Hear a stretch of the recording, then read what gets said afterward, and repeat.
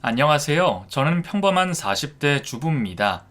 평소 여기 올라오는 사연을 라디오처럼 즐겨 듣고 있어요. 읽어주시는 분이 정말 실감나게 연기를 잘해주시는 것 같습니다. 다른 분들의 흥미진진한 인생 얘기를 따라가다 보면 시간 가는 줄 모르겠더라고요. 그러다 문득 저도 한번 사연을 신청해볼까 하는 생각이 들었습니다. 저도 남들 못지않게 우여곡절 많은 삶을 살아왔거든요. 우선 저는 어릴 때 보육원에서 자랐습니다. 그렇다고 부모님한테 버림받은 건 아니에요. 어릴 때 식구들과 나들이를 갔다가 그대로 미아가 됐습니다. 요즘은 실종 아동이라고 하나요? 지금은 기억도 흐릿한데 근처에 장이 열려서 사람들이 무척 많았던 게 기억나요. 엄마 손을 붙잡고 걸어가다 순식간에 인파에 휩쓸려 혼자가 돼버렸죠. 그럼 그 자리에 가만히 서 있거나 사람들한테 얘기해서 경찰서로 갔으면 좋았을 것을 초등학교도 안 들어간 어린애가 뭘 알았겠어요? 불안한 마음에 길도 모르면서 무작정 걷다가 영영 부모님과 헤어지고 말았습니다. 그때 전 겨우 5살이었고 김정숙이라는 제 이름 석자만 겨우 말할 수 있을 뿐이었어요. 부모님 이름이나 사는 곳을 묻는 어른들에게 아무 말도 하지 못했죠. 전 한동안 아동 전문기관 여기저기를 떠돌다가 결국 한 보육원에서 자라게 됐습니다. 흔히 보육원 하면 아동 학대를 떠올리는 분들이 많은데요. 다행히 제가 지낸 곳은 그렇지 않았어요. 종교단체와 연계된 곳이라 그런지 비리 같은 것도 없었고요. 원장님이나 선생님들도 모두 좋으신 분들 뿐이었습니다. 내성적이고 유약했던 제게 항상 각별한 애정과 관심을 쏟아주셨죠. 하지만 그렇다고 해도 친부모님의 빈자리를 메꾸긴 어려웠어요. 저는 매일 밤 꿈에서 잃어버린 엄마 아빠를 찾아 헤맸습니다. 분명 꿈에선 엄마를 다시 만나서 꽉 끌어안고 펑펑 울었는데 다신 놔두고 가버리지 말라며 매달렸는데 눈을 떠보면 아무도 없었죠. 너무 외롭고 힘들었어요. 그래서 중학교 사춘기 때는 잠깐 방황 아닌 방황도 했었네요. 천의 고아가 돼버린 현실도 나를 찾지 않는 부모님도 다 밉고 원망스러웠습니다. 괜한 객기에 불량한 친구들과 어울려 술도 마셔보고 담배도 피워보곤 했죠. 그런 제가 확 달라진 건 보육원을 졸업할 쯤이었어요. 보육원에도 졸업이 있다니 참 웃기죠? 모르시는 분들도 계시던데 원래 보육원 아이들은 평생 거기서 살 수 없어요. 성인이 되면 나가야 합니다. 그래야 또 새로운 아이들이 들어갈 자리가 생기니까요.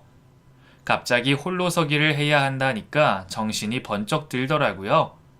보육원 친구들 중 몇 명은 일찌감치 알바를 해서 돈을 모아뒀다가 제빵, 납땜 같이 먹고 살 수 있는 기술을 배워둔 상태였어요. 하지만 전 돈도 기술도 아무것도 없었죠. 정부에서 준 자립지원금으로 몸누일 원룸 하나 구하고 나자 눈앞이 캄캄했습니다. 앞으로 어떻게 살아야 하나 싶어서요. 세상에 오직 저 혼자뿐이라는 게 사무치도록 와닿았죠. 부랴부랴 취업할 곳을 찾기 시작했습니다. 하지만 보육원 출신의 변변한 기술도 학력도 없는 저를 받아줄 곳은 많지 않았어요. 아무리 이력서를 넣어도 면접 기회조차 받지 못했습니다. 통장에 있는 쥐꼬리만한 돈은 점점 떨어져 가는데 이대로 죽는 수밖에 없는 건가 싶었어요. 그래도 하늘이 무너져도 솟아날 구멍은 있다고 하잖아요. 제 사정을 알게 된 보육원 선생님이 작은 식품 회사를 운영하고 있던 후원자분을 연결시켜줬습니다. 알고 보니 그분도 그 보육원 출신이었죠. 정숙이라고 했지? 회사 사장이라고 너무 어렵게 생각할 것 없어. 같은 보육원 출신끼리 잘 해보자. 네, 사장님. 저 정말 열심히 할게요. 앞으로 잘 부탁드립니다. 허허, 씩씩해서 좋구만. 같은 보육원 출신에 나이도 어려서 그랬을까요? 사장님은 저를 딸처럼 예뻐해 주셨어요. 출장 갔다 오면 초콜릿이나 과자 같은 선물도 사다 주셨고 제 생일엔 케이크라도 사 먹으라면서 보너스를 주기도 하셨죠. 그런데 그게 사모님 눈에는 좀 거슬렸던가 봐요. 제가 맡은 일은 사장님의 스케줄과 거래처를 관리하는 거였는데요. 일종의 비서직이었죠. 그래서 자연스럽게 사장님과 붙어 있는 날들이 많았는데 언젠가부터 꼭 옆에 사모님이 함께하기 시작했어요. 원래 사모님이 자주 회사를 찾아와 직원들과 스스럼 없이 어울리긴 했어요. 하지만 다른 직원들에겐 먼저 수고한다고 인사도 해주고 웃어주곤 했는데 저에게만은 너무 냉랭했죠. 심지어 커피 타와라, 우체국에 소포 좀 보내라 하면서 개인 심부름꾼처럼 부려먹기도 했어요. 그날도 마찬가지였습니다. 사모님은 제가 출근하자마자 기다렸다는 듯이 창고 청소를 시켰어요. 그때까진 사모님이 뭘 시키든 네네 하면서 다 해왔는데요. 창고 청소는 좀 당황스러워서 네? 저 혼자서요? 하고 되묻고 말았어요. 그도 그럴 것이 그쯤 사무실이 이전을 한번 해서 창고가 말도 못하게 더러웠거든요. 전 사무실에서 쓰던 책걸상이며 고장난 컴퓨터, 정체를 알 수 없는 고철덩이 같은 것들이 한가득이었어요. 제 힘으로 치우기엔 역부족이었죠. 저 혼자서는 좀 힘들 것 같은데 다른 직원분들이랑 같이 하면 안 될까요? 여기 지금 한가한 사람이 미쓰긴 말고 또 어딨어? 다들 월말이라고 발주 때문에 정신없는 거 몰라? 그치만 토달지 말고 오늘 다 치우고 퇴근해. 그이한테는 내가 말할 테니까. 결국 전 혼자서 두 팔을 걷어붙이고 창고 청소를 시작했습니다. 끙끙거리면서 책상과 의자를 나르기 시작하자 지나가던 직원들이 뭐하냐고 물어보더라고요. 사모님이 시켜서 창고 청소한다고 하니 다들 어색한 웃음만 지어 보이며 도망가기 바빴습니다. 사모님이 저를 싫어해서 괴롭힌다는 걸 직원들도 암암리에 다 알고 있었어요. 하지만 사모님 눈밖에 나고 싶지 않아 다들 모른 척 한 거였죠. 사장님도 사모님한테 꽉 잡혀 사는 분이었던지라 별 도움은 되지 않았습니다. 그렇게 혼자 묵묵하게 창고 청소를 하고 있을 때였어요. 끙끙거리면서 의자를 옮기고 있는데 누군가 다가와 제 의자를 빼앗아 들었습니다. 오늘 창고 청소한다면서요? 제가 도와줄게요. 영업과에 있는 강영철 대리님이었어요. 훤칠하니 큰 키랑 잘생긴 얼굴 때문에 여직원들 사이에서 인기가 많은 직원이었죠. 워낙 넉살이 좋아서 낯가리는 저한테도 가끔 와서 간식을 주거나 쓸데없는 농담을 건네는 분이었어요. 아, 이거 사모님이 저 혼자서 하라고 시킨 거예요. 그러니까 가서 일 보세요. 전 대리님도 화들짝 놀라서 자리로 돌아갈 줄 알았어요. 하지만 대리님은 아랑곳하지 않았습니다. 에이, 사모님도 참 너무하신다. 아, 이걸 어떻게 혼자 다 해요. 내가 도와줄게요. 그치만 그랬다가는 사모님이 대리님한테도 뭐라고 하실 거예요. 아이, 설마 자르기야 하겠어요. 괜찮아요. 얼른 청소합시다. 대리님은 와이셔츠 소매까지 걷어붙이고 적극적으로 저를 도와줬어요. 무거운 것들은 전부 본인이 다 쓰레기장으로 날라주고 제가 빗자루질을 하는 동안 걸레질을 해줬죠. 정말 얼마나 고마웠는지 모릅니다. 다행히 청소가 끝날 때까지 사모님 눈에 띄지는 않았죠. 청소 끝! 어때요? 둘이 하니까 훨씬 빨리 끝났죠? 네, 감사합니다, 대리님. 아이, 뭘 이런 걸 가지고. 사모님이 괴롭혀도 너무 기죽지 마요. 파이팅! 그렇게 대리님은 저한테 화이팅을 외치고 자리로 돌아갔습니다. 그 뒤로 제게 좀 이상한 일이 생겼어요. 대리님만 보면 자꾸 가슴이 뛰기 시작한 거예요. 눈에 안 보이면 보고 싶고, 지금 뭐 하고 있을까 자꾸 생각나고, 오죽하면 대리님이 보고 싶어서 월요일이 빨리 왔으면 할 때도 있었어요. 맞아요. 사랑에 빠진 거였죠. 첫사랑이었기 때문일까요? 제 뜨거운 감정을 주체하는 게 너무 힘들었어요. 급기야 전 어마어마한 대형 사고를 치고 말았습니다. 연말 회식 날이었어요. 대리님 얼굴을 쳐다보고 있자니 술이 입으로 들어가는지 코로 들어가는지 모르겠더라고요. 결국 너무 많이 마셔서 먼저 가보겠다고 일어섰는데 글쎄 대리님이 데려다 주겠다면서 함께 택시를 탄 거예요. 술 때문인지 옆에 있는 대리님 때문인지 심장이 미친 듯이 뛰기 시작했습니다. 전 말없이 옆에 앉은 대리님을 뚫어져라 쳐다봤어요. 대리님이 왜 자꾸 쳐다봐요? 정숙씨 지금 얼굴 터질 것 같은 거 알아요? 술 많이 먹었죠? 하면서 제 쪽으로 몸을 기울이더군요. 그리고는 제 볼에 손을 가져다 대면서 웃더라고요. 아이고 뜨거워라. 화상 입겠네. 화상 입겠어. 정말 그 얼굴이 얼마나 근사했는지 몰라요. 대리님이 제 얼굴에 손을 댄 순간부터 이미 제 이성은 반쯤 날아간 상태였어요. 전 그대로 대리님의 입술에 제 입술을 부딪혔습니다. 대리님도 술에 많이 취했던 걸까요? 잠깐 저를 밀어내는가 싶더니 곧 적극적으로 응하더라고요. 불장난은 집에 가서 하시오!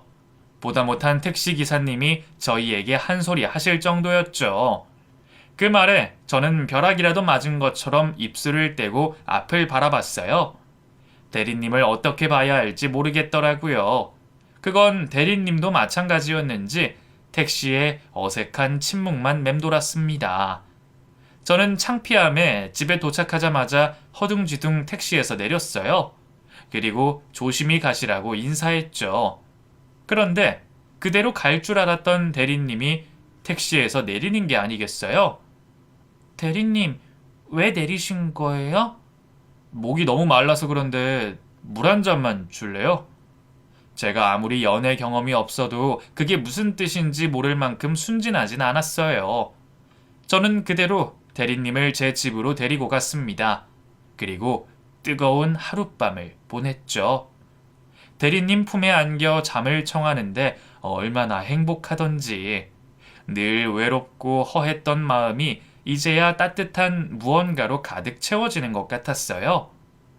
대리님, 제가 좋아하는 거 알고 있었어요? 당연하죠. 저 눈치 빨라요. 그럼 정숙 씨는 제가 좋아하는 거 알고 있었어요? 네? 정말이에요? 정말 저를 좋아했어요? 언제부터요? 정숙 씨가 처음 회사에 들어온 날부터? 안 그러면 왜 괜히 가서 말 걸고 창고 청소도 도와주고 했겠어요. 전 진짜 까맣게 몰랐어요. 하여간 둔탱이라니까. 그럼 앞으로 저희 사귀는 거죠? 당연하죠. 우리 정숙 씨, 이제 내가 책임져야지. 대리님도 저와 같은 마음이었다니 정말 믿기지 않았어요. 꿈만 같았죠? 그날부로 저희는 비밀리에 사내 연애를 시작했습니다. 저보다 4살 연상이었던 남자친구는 연애 경험이 풍부했어요.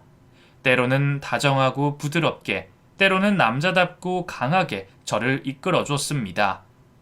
회사 옥상에서 몰래 도시락도 먹고 퇴근 후엔 멀리까지 가서 영화도 보고 술도 먹고 그렇게 남자친구와 저 둘만의 예쁜 추억이 차곡차곡 쌓여가기 시작했습니다. 그만큼 남자친구에 대한 제 마음도 한없이 커져갔죠. 어릴 때 부모님을 잃어버렸기 때문일까요? 언젠가부터 남자친구와 떨어져 있는 게 너무 힘들어지기 시작했어요. 데이트가 끝나고 집에 가려는 남자친구를 못 가게 붙잡은 게 한두 번이 아니었죠. 오빠, 가지 마, 응? 우리 집에서 자고 가. 요즘 계속 너네 집에서 잤잖아. 오늘은 꼭 집에 들어가야 해. 엄마가 요즘 왜 이렇게 집에 안 들어오냐고 한 소리 했어. 그치만 집에 혼자 있기 싫단 말이야. 그렇다고 맨날 너네 집에서 잘 수도 없잖아. 내가 혼자 사는 것도 아닌데. 그냥 우리 결혼하면 안 돼? 뭐? 결혼? 남자친구는 깜짝 놀란 표정으로 저를 바라봤어요. 그때가 벌써 사귄 지 2년이 훌쩍 넘었을 땐데 저와의 결혼을 조금도 생각해보지 않은 것 같아서 좀 화가 나더라고요. 뭐야? 왜 그렇게 놀라? 나랑 결혼할 생각 없어? 연애만 하다 말 거야? 아니, 그게 아니라 너무 갑작스러우니까 그렇지. 나 모아둔 돈도 없는데. 됐어. 오빠 마음 잘 알겠어. 부모님 기다리시겠다. 얼른 가. 전 그대로 혼자 집으로 들어가 버렸습니다. 하긴 누가 천의 고아인 나랑 결혼하고 싶겠어. 엄청 예쁜 것도 아니고 능력이 있는 것도 아닌데 괜한 자괴감이 몰려오더군요. 언젠가는 남자친구와 헤어질 수도 있겠다는 생각이 들자 눈물이 펑펑 났어요. 그 뒤로 저는 한동안 남자친구와 거리를 뒀어요. 너무 남자친구에게 의지하고 있었다는 생각이 들었거든요. 정수가, 요즘 대체 왜 그래? 응? 남자친구는 어떻게든 저와의 사이를 회복하려고 했지만 한 번 다친 제 마음은 쉽게 열리지 않았습니다.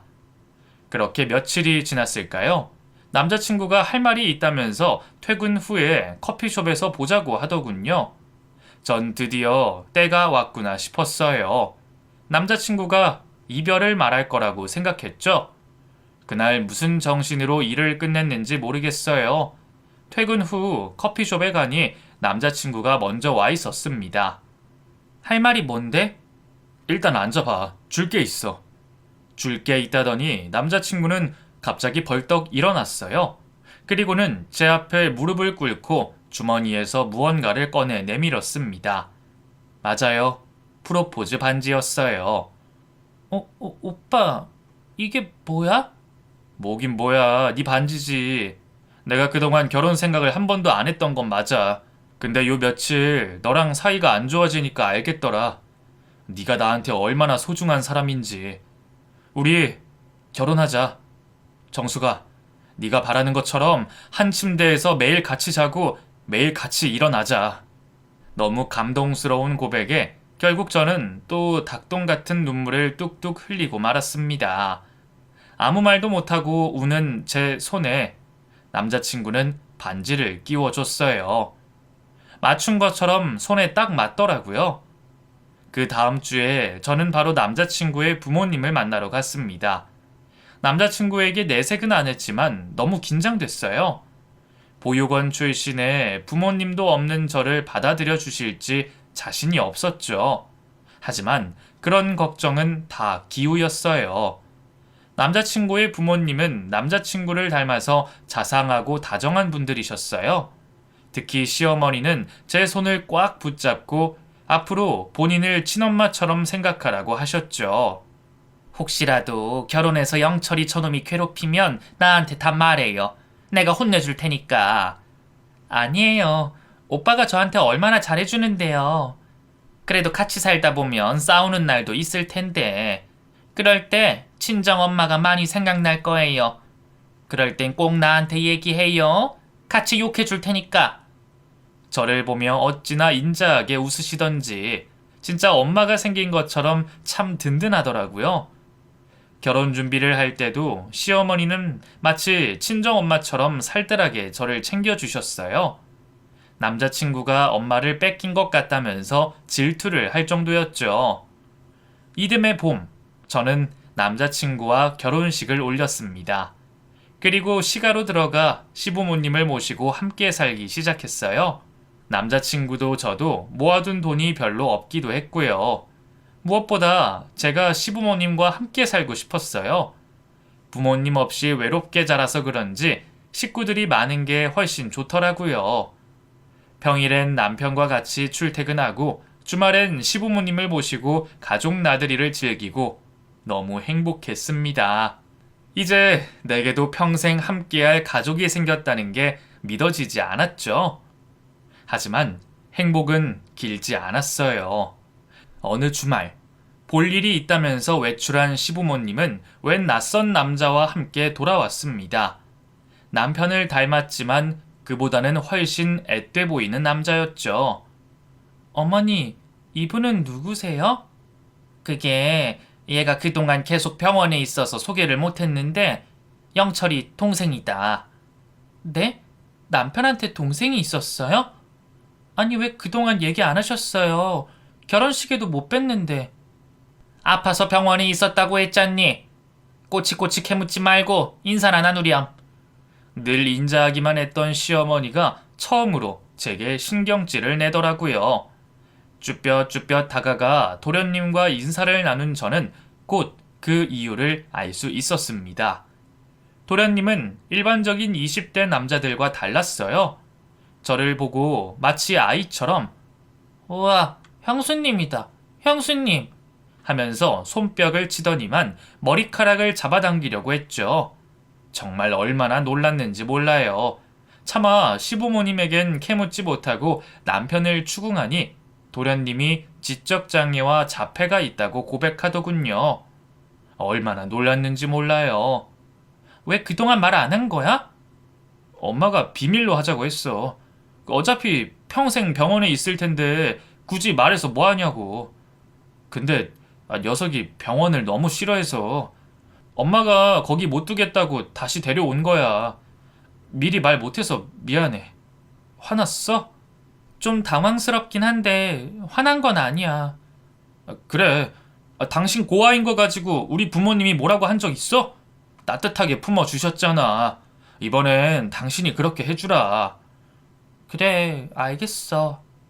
갑작스럽게 생긴 도련님이라는 존재가 당혹스럽긴 했지만 자연스럽게 받아들이려고 노력했어요. 남편의 말처럼 제게 잘 대해주시는 시부모님을 생각해서라도 친하게 지내려고 했죠. 하지만 몸은 성인 남성인데 정신은 어린아이인 도련님을 상대하는 건 쉽지 않은 일이었습니다. 그리고 그건 연로하신 시부모님 역시 마찬가지였어요. 당시 시부모님은 집 근처 시장에서 작은 빵집을 운영하고 계셨는데요. 도련님을 집에 혼자 둘 수 없으니 같이 데려갔는데 그때마다 도련님은 사고를 쳤어요. 매장에 있는 빵을 죄다 바닥에 던져버리거나 손님들에게 괴성을 질러서 쫓아버리는 시기였죠. 결국 어느 날 어머니가 저를 불러서 그러더라고요. 회사 그만두고 가게로 나와서 도련님을 좀 봐주면 안 되겠냐고요. 내가 정말 너한테 이런 부탁까진 안 하려고 했는데 나도 늙어서 몸이 예전 같지 않구나. 그래도 한 살이라도 젊은 네가 나를 좀 도와주면 안 되겠니? 미안하다면서 우는 시어머니 앞에서 차마 싫다는 말을 할 수가 없더라고요. 결국 전 회사를 그만두고 도련님과 함께 시부모님 가게로 출근하기 시작했습니다. 시부모님이 가게 일을 하는 동안 저는 뒷방에서 도련님과 함께 시간을 보냈죠. 다행히 도련님도 저를 잘 따라줬습니다. 그러자 언젠가부터 도련님을 돌보는 게 자연스럽게 제 몫이 되기 시작했어요. 도련님이 사고를 칠 때마다 시어머니는 저부터 찾았습니다. 새아가 뭐하니? 영수 또 나와서 빵 집어 던지잖아. 네, 죄송해요. 얼른 데리고 들어갈게요. 이따 영수 놀이치료 선생님 오는 거 알지? 그거 끝나면 밥 먹이고 약 먹여서 재우고. 정말 회사를 다닐 때와는 차원이 다른 고강도 노동이었어요.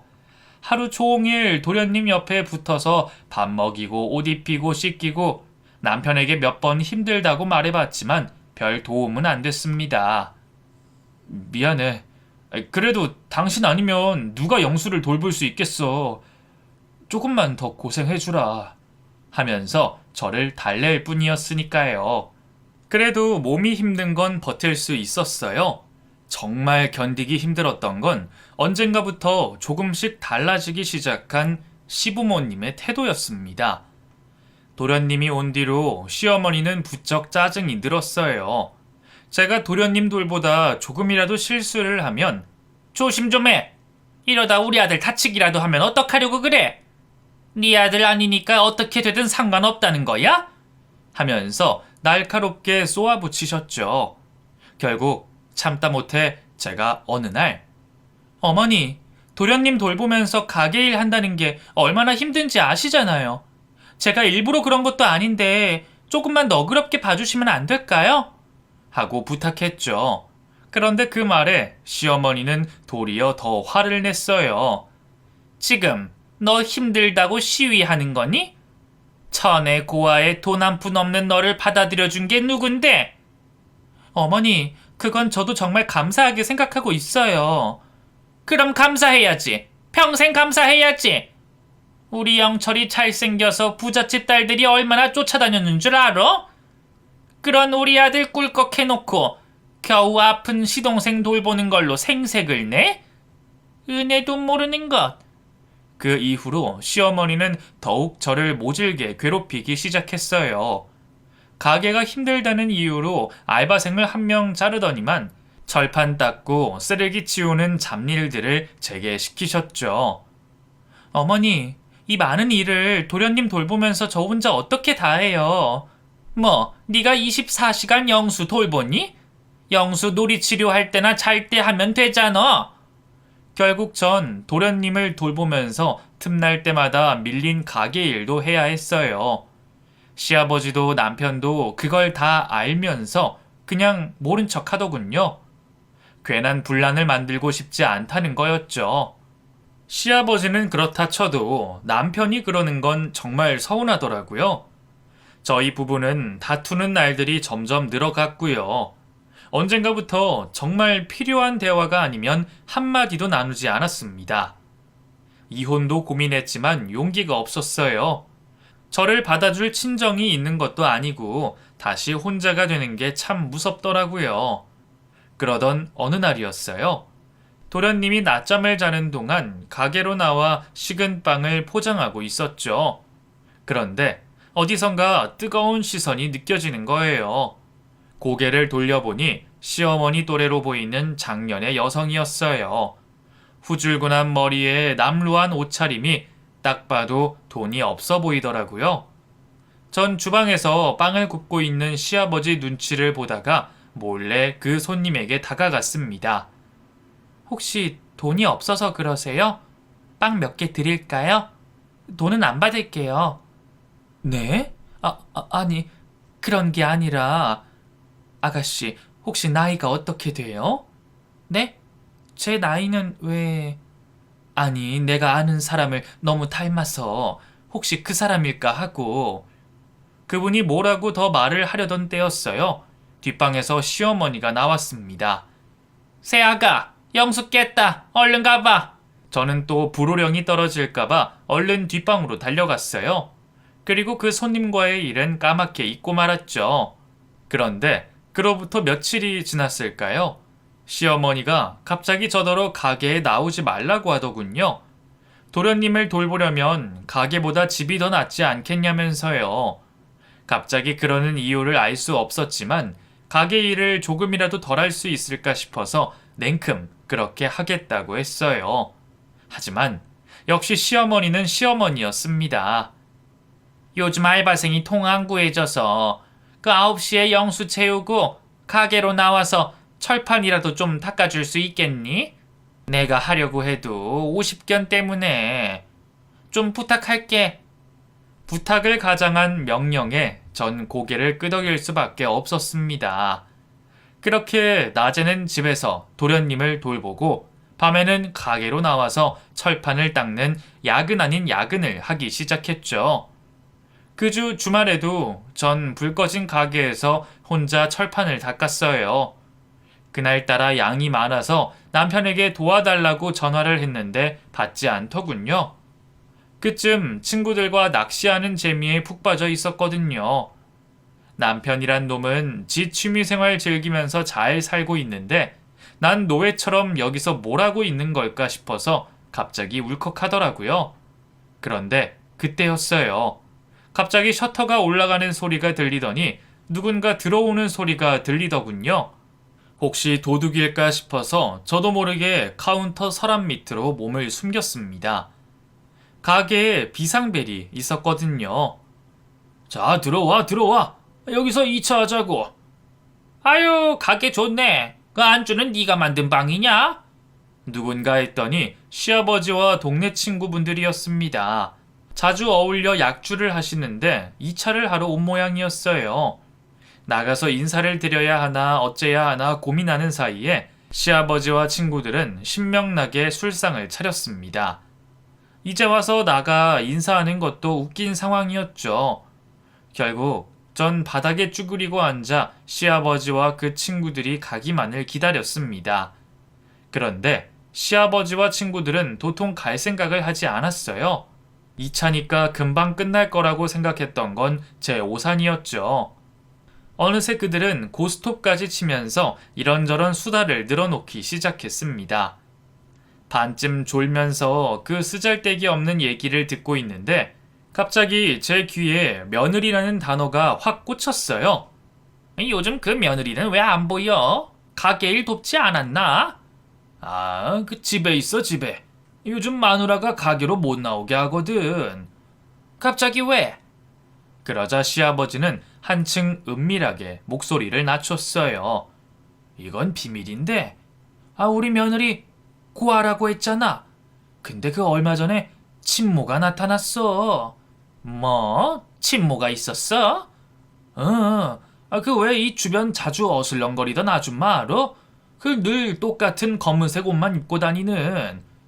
그 아줌마? 설마 그 아줌마가? 그래. 우리 마누라한테 여기서 일하는 아가씨가 자기 딸을 닮은 것 같다면서 그 이름이며 나이며 꼬치꼬치 캐묻더니 자기 딸 맞다면서 꼭 좀 만나게 해달라고 연락처를 주고 갔대. 갑작스러운 얘기에 머리를 한 대 얻어맞은 것처럼 정신이 혼미해졌어요. 그 사이 시아버지는 친구와 계속해서 대화를 이어나갔습니다. 그래서 만나게 해줬어? 아니, 뭐 딱 봐도 사돈지간 해봤자 우리만 손해야. 그 옆에 내 돈도 없어 배고 그 빚이나 없음 다행이지. 그렇다고 천륜을 끊어내는 건 좀 그렇지 않나? 아이고, 우리 마누라를 몰라서 하는 말이야. 괜히 지 엄마 만나게 해줘서 딴 생각 품으면 안 된다고 절대 못 만나게 할 거래. 영수는 누가 돌보고 가게 일은 누가 하냐고. 그 말을 듣는 순간 전 자리에서 벌떡 일어났어요. 그리고 홀로 나가서 시아버지에게로 성큼성큼 걸어갔습니다. 시아버지는 귀신이라도 본 것처럼 소스라치게 놀라더군요. 아니 그 세아가 네가 어떻게? 전 가타부타 말없이 테이블에 있던 소주병을 들었습니다. 그리고 그대로 시아버지 머리에 부어버렸죠. 너 미친 거냐? 지금 뭐 하는 거야? 이 짐승만도 못한 놈. 너 같은 건 시어른 대접받을 자격도 없어. 뭐야? 전 길길이 날뛰는 시아버지를 무시하고 그대로 집으로 향했습니다. 뭐야?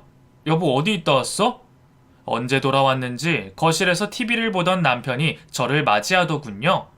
가게에 있다 왔지. 어머니가 요즘 밤마다 나 가게로 보내서 빵 철판 닦게 하잖아. 고생했네. 얼른 씻고 자. 남편은 여전히 TV 화면을 보면서 건성으로 대꾸했습니다. 그동안 이런 남자를 남편이라고 믿고 살아온 제가 너무 한심하더군요. 우리 이혼하자. 전 충동적으로 남편에게 말했어요. 그제야 남편이 저를 보더군요. 뭐? 이혼? 응, 우리 이혼해. 나 더는 이렇게 못 살겠어. 왜 또 그래? 영수 돌보는 게 그렇게 힘들어? 그래도 영수가 널 많이 따르잖아. 조금만 참아주라. 조금만 참아라. 내가 언제까지 참아야 하는데? 막말로 당신 동생이지 내 동생이야? 왜 나 혼자서만 돌보고 가게 일까지 해야 하는데? 난 일하잖아. 집에서 놀면서 아픈 시동생 돌보고 가게 일 좀 돕는 게 그렇게 싫어? 다 그러고 사는데 왜 그렇게 당신 혼자 유난이야? 뭐? 유난? 내가 회사 일 안 해봤어? 회사 일보다 지금 내가 하는 일이 100배 1000배는 더 힘들어. 참나. 그래서 이혼하자고? 이혼하면 당신 뭐 먹고 살 건데? 남편이 죽어라 고생해서 벌어오는 돈으로 편하게 먹고 살면서 무슨. 저희 둘의 언성이 점점 높아지자 안방에서 시어머니가 나왔어요. 아니 밤중에 웬 소란이야? 엄마, 얘가 나한테 이혼하재. 뭐? 이혼? 시어머니는 기가 막히다는 듯이 저를 노려보더군요. 어디 감히 여자가 남편한테 먼저 이혼 얘기를 꺼내? 가게 철판은 다 닦고 온 거야? 아니요. 앞으로 빵 철판 닦는 일은 어머니가 하세요. 아니면 알바를 쓰시던가요. 뭐? 그리고 저희 엄마 연락처 주세요. 아버님한테 얘기 다 들었으니까요. 우리 엄마 연락처 달라고요! 시어머니는 잠깐 놀라는가 싶더니만 이내 픽 저를 비웃더군요. 갑자기 왜 이렇게 기세등등해졌나 했더니만 네 엄마 찾은 것 같아서 이런 거구나. 아이고, 네 엄마 꼬라지는 봤니? 하루 벌어 하루 먹고 사는 거지더만 뭐. 너한테 힘이 되어줄 수 있을 것 같아? 그래, 여기 핸드폰 번호 줄 테니까 한번 연락해보렴. 아마 나한테 다시 와서 제발 다시 받아달라고 잘못했다고 싹싹 빌게 될 거다. 글쎄요, 그건 두고 봐야죠. 집을 나와 시어머니에게 받은 번호로 바로 전화를 걸었어요. 여보세요? 수화기 너머로 그리운 엄마 목소리가 들리자 울컥 목이 메어 왔습니다. 뭐라고 말도 못하고 끄끄거리기만 하자 엄마가 먼저 정숙이니? 하고 제 이름을 불렀어요. 그 순간 막힌 뚝이 터진 것처럼 눈물이 쏟아지기 시작했어요. 당황한 엄마는 제가 어디 있는지 묻고는 바로 전화를 끊었습니다. 그리고 얼마 지나지 않아 엄마가 제 앞에 모습을 드러냈죠. 남루한 옷차림에 곱게 틀어 올린 머리, 최근 들어 가게로 자주 찾아왔던 그 아주머니가 맞았어요. 정수가, 엄마. 저희는 길거리 한복판에서 누가 먼저랄 것도 없이 서로를 끌어안았습니다. 엄마, 그동안 어디 있었어? 내가 얼마나 보고 싶었는데 왜 나 안 찾았어? 미안해. 엄마가 미안해, 우리 딸. 너 그렇게 잃어버리고 나서 네 아버지랑 전국 팔방을 돌아다녔어. 회사고 집안일이고 다 내팽개치고 미친 사람처럼 너만 찾았는데 이렇게 가까이 있었을 줄이야. 슬프게도 아버지는 작년에 암으로 돌아가셨다고 하더라고요. 그 양반 마지막까지 네 이름을 부르다가 갔는데 1년만 더 버티지. 전 또다시 눈시울을 붉히는 엄마를 데리고 함께 집으로 향했습니다. 내심 지하 골방을 생각하고 있었는데 집에 도착한 순간 저는 깜짝 놀라고 말았어요. 그 지역에서도 부촌으로 소문난 곳이 있는 커다란 2층짜리 집이었습니다. 알고 보니 아버지가 돌아가시면서 남겨준 유산이 상당했어요. 고위급 공무원이셨던지라 다달이 들어오는 연금도 있었고요. 대대로 물려받은 땅과 건물 덕분에 월세 수입도 꽤 된다고 하더군요. 당황스러웠습니다. 이 많은 돈을 갖고도 거지처럼 남루한 행색을 하고 있는 엄마가 이해되지 않았어요. 엄마, 돈도 많으면서 왜 좀 꾸미고 다니지. 화장도 하고 옷도 사입고. 자식 잃어버린 죄인은 죄인답게 살아야지. 너가 어디서 배를 골무며 울고 있을지 모르는데 애미가 어떻게 목구멍으로 밥이 넘어가겠니?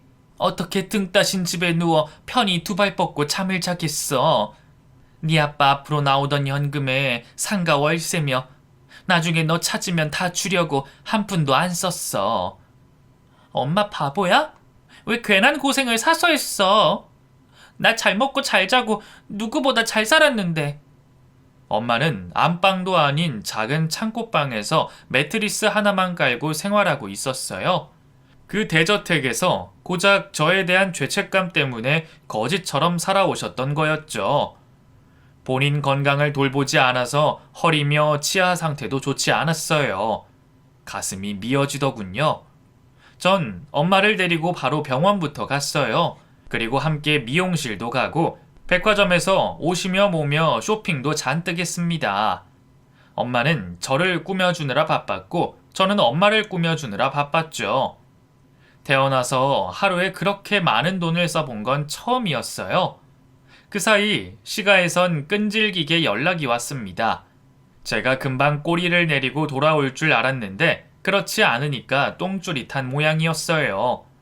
그럴 만도 했어요. 당장 시동생을 돌볼 사람도 가게 일을 할 사람도 사라진 셈이었으니까요. 전 며칠 동안 계속 시가의 전화를 무시했어요. 좀 더 엄마와 단 둘이서 시간을 보내고 싶었거든요. 그리고 며칠 뒤 마침내 전 엄마와 함께 시가로 향했습니다. 화장도 빡세게 하고 명품으로 온몸을 무장한 상태로요. 누구... 남편과 시부모님은 처음엔 저를 몰라보더군요. 하지만 이내 입을 떡 벌리고 저희 모녀를 번갈아 봤어요. 아니, 이게 누구야? 당신 이렇게 꾸미니까 몰라보겠네? 옷이며 가방이며 다 명품이잖아. 이게 다 어디서 난 거야? 엄마가 사줬어. 뭐? 어머님이 사줬다고? 응. 돌아가신 우리 아빠가 돈이 엄청 많았더라고. 근데 바보 같은 우리 엄마는 나 찾으면 물려준다고 한 푼도 안 쓰고 있었던 거 있지? 얼떨떨해하는 남편과 달리 시어머니는 태세 전환이 빨랐어요. 아유, 사돈. 현관에서 이러지 말고 일단 안으로 좀 들어오세요. 우리 며느리가 그동안 얼마나 사돈을 그리워했는지 그동안 제가 친딸처럼 끼고 살았답니다. 어찌나 가증스럽게 얘기하는지 기가 막히더군요. 친딸이요? 세상에 어느 엄마가 딸을 그렇게 노예처럼 부려먹어요? 됐고 이거나 받으세요. 이게 뭐니?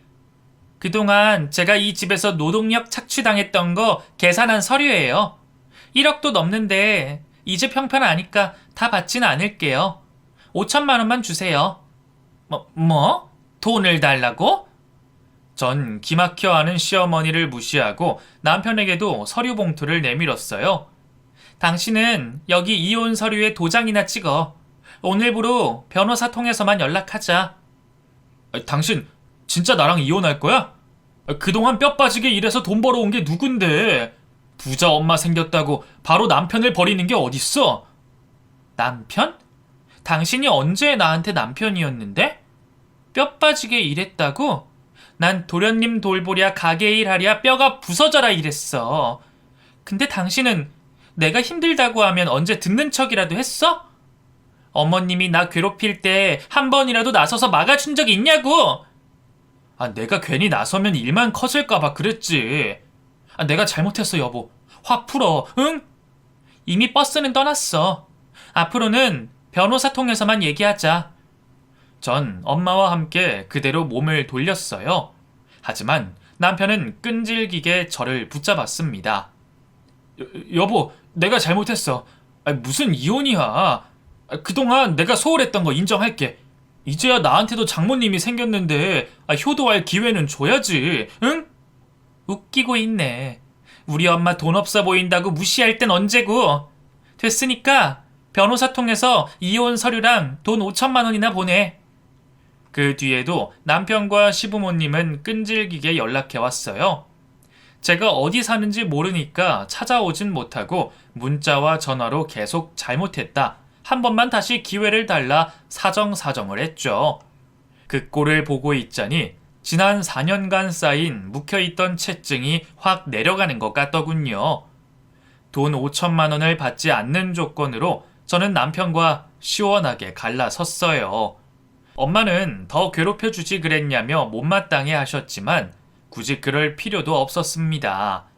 동네에 소문이 쫙 나서 남편과 시부모님은 얼굴도 못 들고 다녔고요.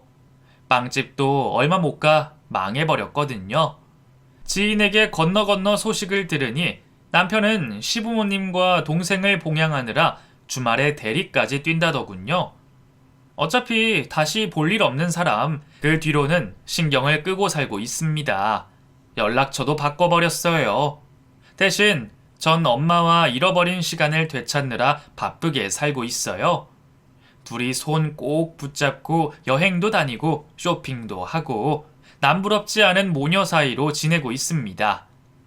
엄마는 저랑 하고 싶었던 게 얼마나 많았는 줄 아냐면서 틈만 나면 저를 끌고 이리저리 쏘다니십니다.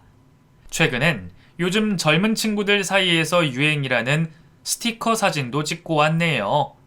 또 남자라면 정말 지긋지긋했는데 시간이 약인 건지 지인 소개로 괜찮은 분을 만나 몇 년 전 재혼도 했습니다. 지금 남편도 한번 갔다 온 사람인데요. 서로 공유되는 아픔이 있어서인지 더 애틋하고 잘 맞는 것 같아요. 늘 춥고 어둡기만 했던 제 인생에도 이제야 햇빛이 비추고 꽃이 피는 것 같습니다. 제 얘기를 들어주신 분들도 모두 행복하시길 바래요. 긴 얘기 들어주셔서 감사합니다.